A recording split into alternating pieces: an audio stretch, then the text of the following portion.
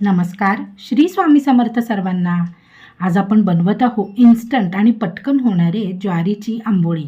अगदी पटकन होते बरं का. आणि त्यासोबत बनवणार आहोत मस्त चटपटीत अशी खोबरं शेंगदाण्याची चटणी. एकदम भन्नाट लागते. तर इथे आपण दाखवलेलं आहे काही साहित्य. हे साहित्य आपल्याला चटणीसाठी आणि आंबोळीसाठी लागणार आहे.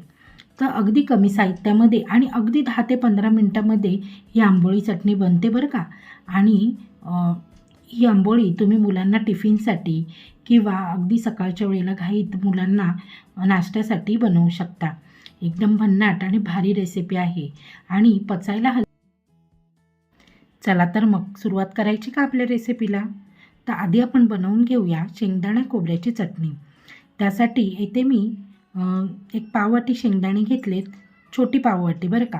आणि तेलावर आपल्याला 1 चमचाभर तेल घालायचं आहे आणि त्यामध्ये हे शेंगदाणे तळून घ्यायचे आहेत.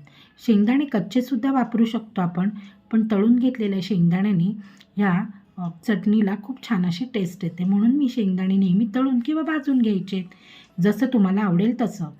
तर आता हे शेंगदाणे तेलावर थोडेसे परतवून घेतलेत. आता हे आपल्याला मिक्सरच्या भांड्यामध्ये काढून घ्यायचे आहेत. तर आधी शेंगदाणे छान खरपूस तळून घेऊया, म्हणजे आपल्या चटणीची चव आहे ती मस्त अशी दुपटीने वाढेल. तर आता जे शेंगदाणे तळून घेतलेत ते असे मिक्सरच्या भांड्यामध्ये काढून घेतलेत. आता यामध्ये आपल्याला घालायचं आहे ओलं खोबरं. तर मी इथे एक छोटा नारळ घेतलं आहे आणि त्याचं हे खोबरं आहे. तर खोबरं सगळं मिक्सरच्या भांड्यामध्ये काढून घेतलेलं आहे.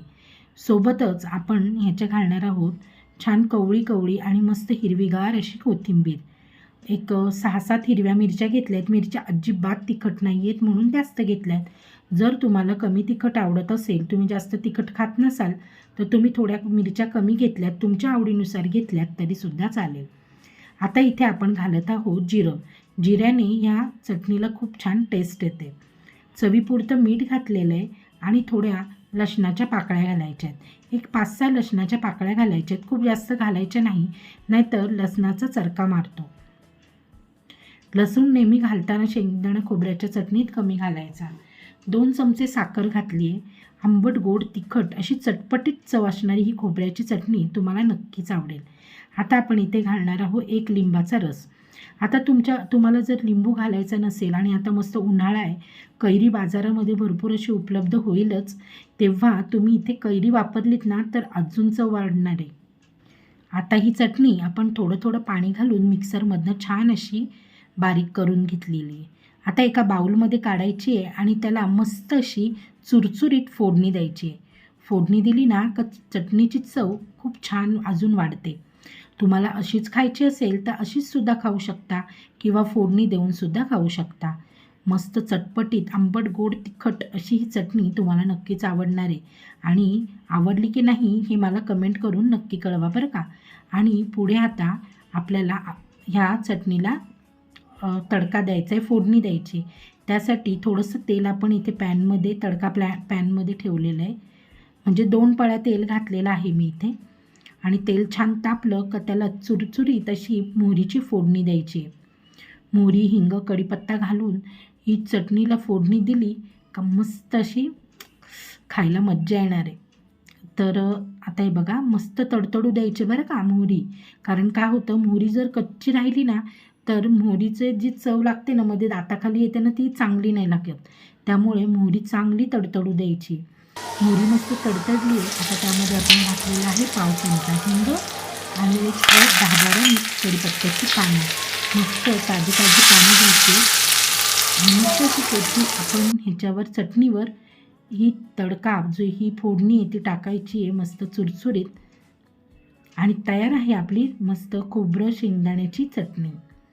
आता ही जी मोहरी आहे ती मोहरी नाही सॉरी जी फोडणी आहे ती मस्त अशी एकत्रित करून घेऊ आणि झाकण ठेवून आपण ही चटणी बाजूला ठेवूया आणि सुरुवात करूया आपल्या आंबोळीला.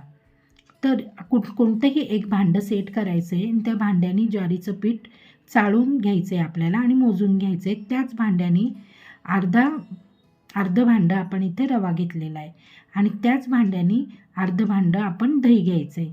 तर 1 भांडं आपण घेतलेलं आहे ज्वारीचं पीठ चाळलेलं अर्धं भांडं घ्यायचं आहे आपल्याला, बारीक किंवा जाड कोणताही रवा, आणि अर्धं भांडं दही.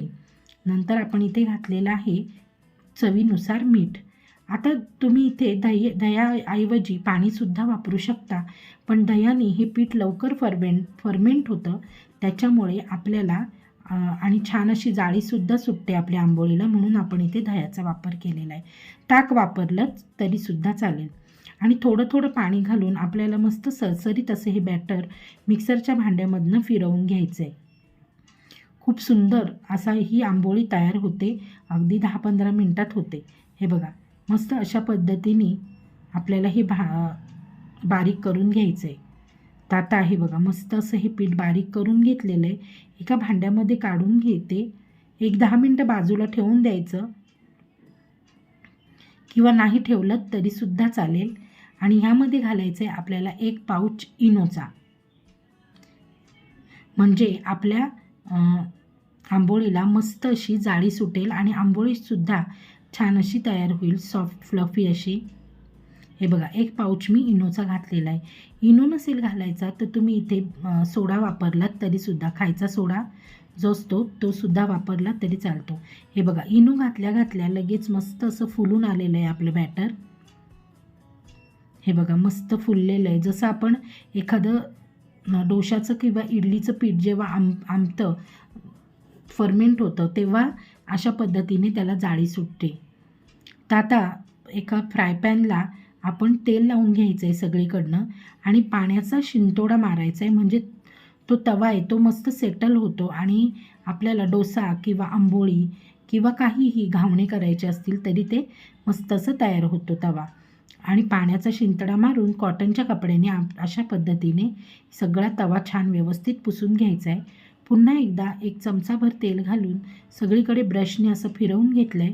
आणि आता आपण याच्यावर घालणार आहोत मस्त अशी आंबोळी.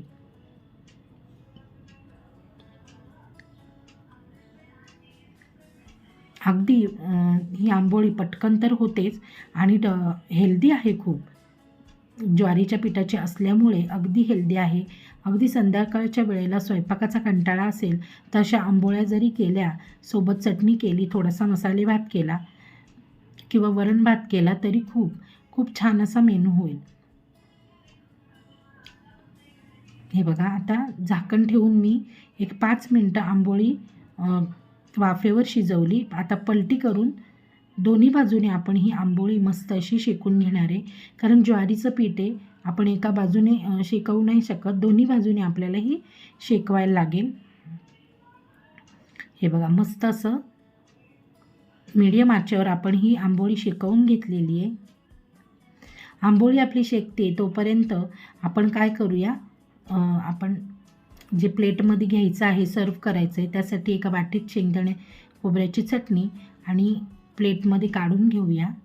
आणि ही आंबोळी काय सुंदर दिसते, अगदी कोणाला समजणारसुद्धा नाही की तांदळाची आंबोळी आहे की ज्वारीची आंबोळी येते. एकदम भन्नाट अशी तयार होते. ते बघा, आता इथे प्लेटमध्ये मी ही आंबोळी काढून घेतलेली आहे, आणि दुसरी आंबोळीसुद्धा बनवून घेणार आहे, आणि तीसुद्धा आपण प्लेटमध्ये काढून घ्यायची आहे. हे बघा, आता ही दुसरी आंबोळी केली. आपल्याला पसरवायची गरजच पडत नाही, पीठ व्यवस्थित असं आपोआप त्याची जागा घेतं आहे.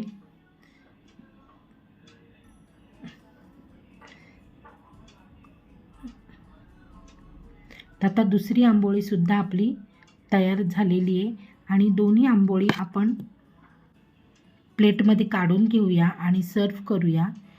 खूप छान हेल्दी आणि टेस्टी अशी ही आंबोळी तुम्हाला नक्कीच आवडली असेल, आणि आवडली असेल तर मला कमेंटमध्ये सांगायला विसरू नका, आणि कमेंट करा मला की तुम्हाला आवडली का नाही ते.